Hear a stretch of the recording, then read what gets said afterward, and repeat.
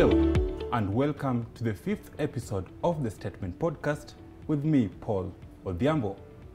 Now, polo, also known as the sport of kings, is one of the sporting activity whereby style on the sideline is watched as well as the tournament itself. Well, today in studio, we are joined by one of the greatest fashion stylists to help us make sense of it. We have Babu.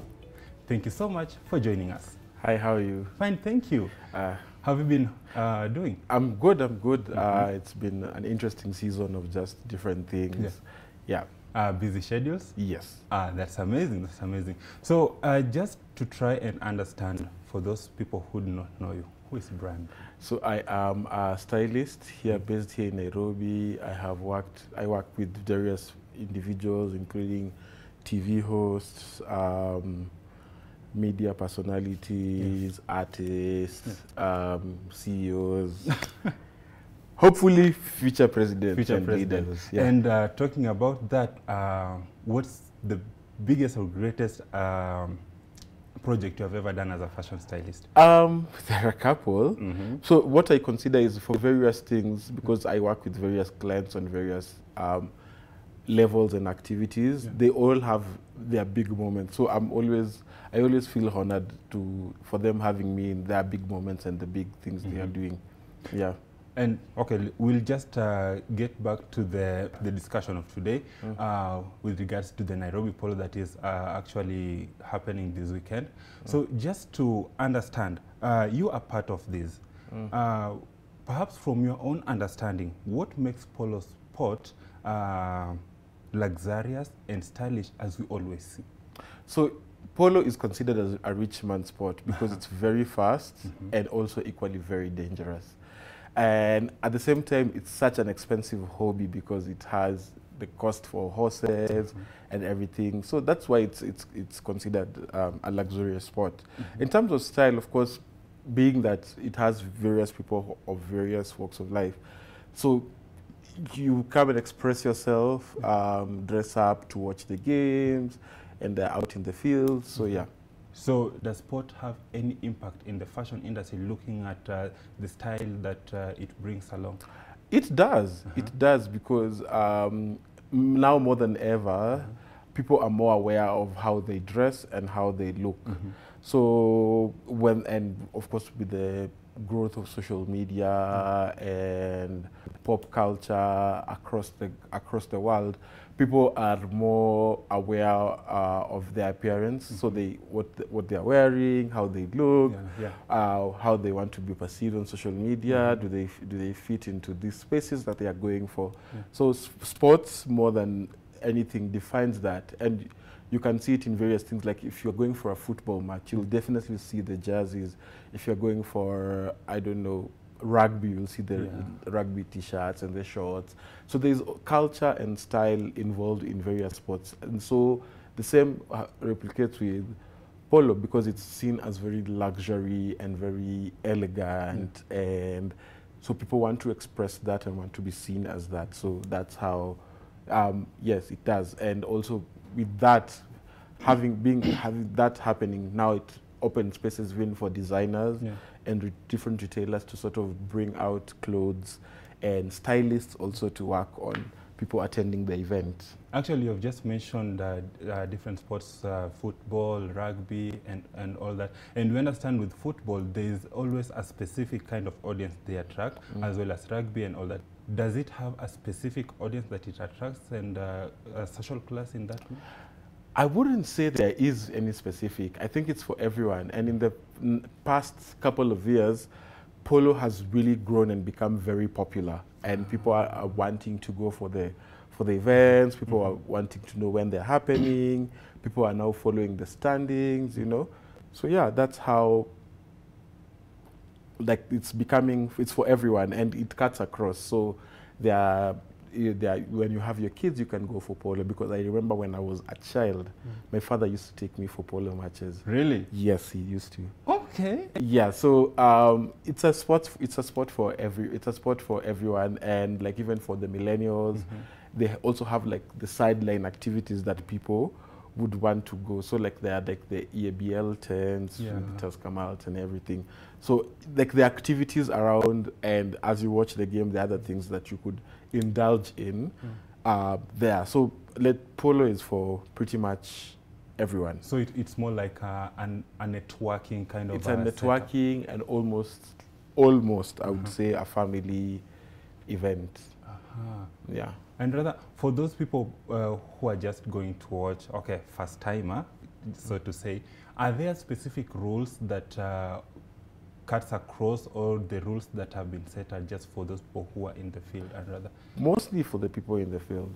So when you're on the sideline, you can just, I guess there's the part where you can't make certain noises that sort of may maybe affect the horses or something, or maybe distract the game. Just like, you can't be there and go and be radical or be a hooligan at the space. That makes sense. It's a classy space.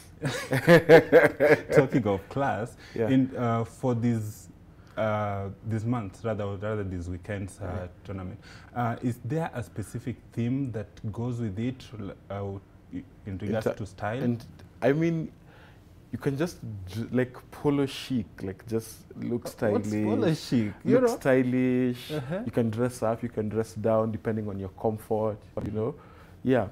So it's not locked down to one thing. I think for polo and events like these ones, you get to express your individuality and your creativity as to who you are and who you want to be perceived at that kind of event. Oh, so is that the reason as why you are working with different designers just to meet something? So for different designers, for me, it's to achieve two things. One, to sort of push and encourage people to dress up for these events. And the second one is to just encourage people to go to polo and to show them like it's a nice space to just sort of have, you know, a diverse kind of audience and group of people to interact with. Yeah. Where does that put people who can't dress up for the, let's say that person who doesn't have the specific style to just come and watch the game? Can I come with my just casual look? You can. I mean, you can, but then if you can dress up, it's even nicer. Okay, you have talked about the theme and the openness for people to come and just style up. But let's look at the cost value of someone who is dressing up. In your own opinion, what is kind of the price range of someone who can style up for the event? I wouldn't peg it to price. Style is very subjective. What you consider, you can buy an expensive piece that is not stylish. It's fashionable, but it's not stylish. So it depends on where you shop, it depends on your sense of style, it depends on how you pair them. You can thrift a dress worth 100 shillings and look better than someone who spent 20,000 shillings on their outfit. So it really depends on your sense of style and how you look at it and how you sort of pair everything and piece everything. We have seen in previous year, like in 2021, whereby Kenya Fashion Council partnered with Tusker just to bring out designers to design for Kenya their kit. And this is also another moment whereby we are seeing a different brand coming to partner with a fashion stakeholder to just push for a specific style of the occasion. How does this partnership gear up to pushing for the Kenyan economic space? So it opens up both audiences to new things. So there's a whole polo audience who might not know about the designers that will be there and like the whole fashion side of things. That just like it's more of an access of information kind of thing with what we'll be doing at the polo this year.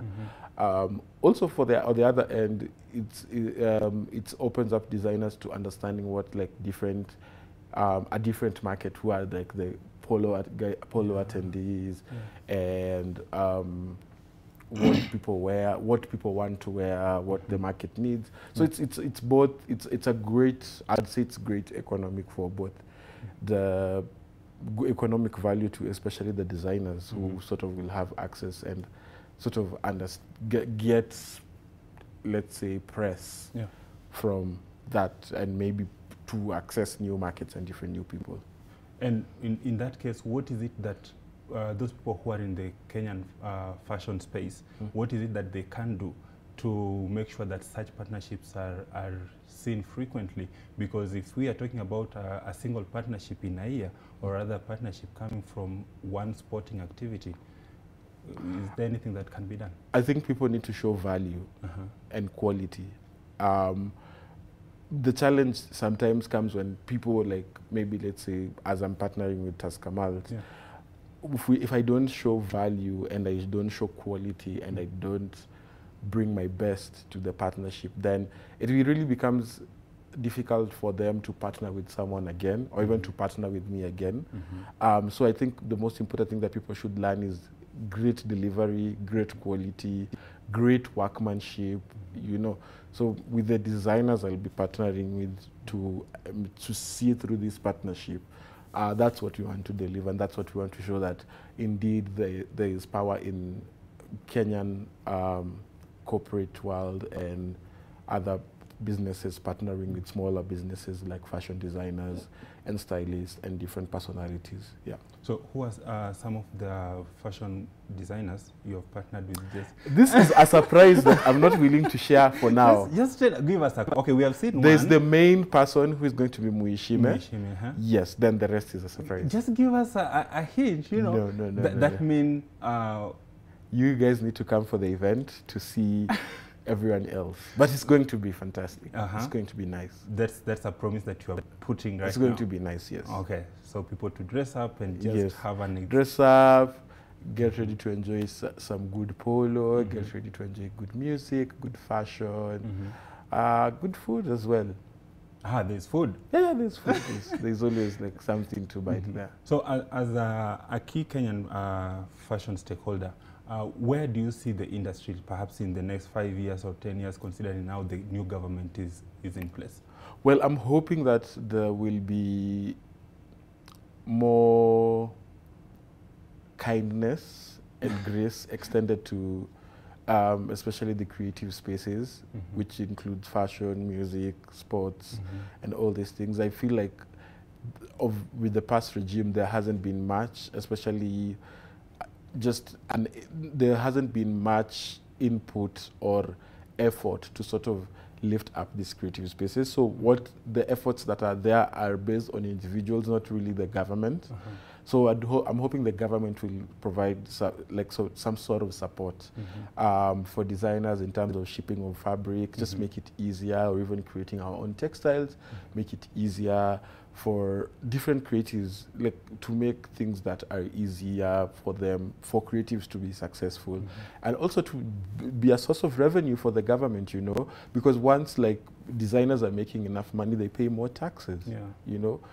Once sportsmen are making money, they still pay taxes to the government, and still the money trickles down in various places and provides opportunity for employment, because if like a designer has very many orders and very many places to sell, that means there are salespeople being hired, there are seamstresses being hired, there are models being hired, there are event planners for fashion shows being hired. There's a lot that goes with a small support for various areas in the industry. Yeah. What is it that we can expect from brand Babu this year, the remaining of... The year is quite over. It's quite over. What should we expect more? There's a bit of interesting stuff in the work. So let's see if it materializes and it's out. Thank you so much. I have some parting shot. I hope to see you guys at Polo for the 2 weekend, for the 6th and from the 16th to the 18th, and from the 23rd to the 25th. The 25th. Yes. That's brand Babu, a celebrity fashion stylist. Thank you so much for creating time to talk to us. Thank you for having me. That's the end of our episode today. My name is Paul Odhiambo, and this is The Statement.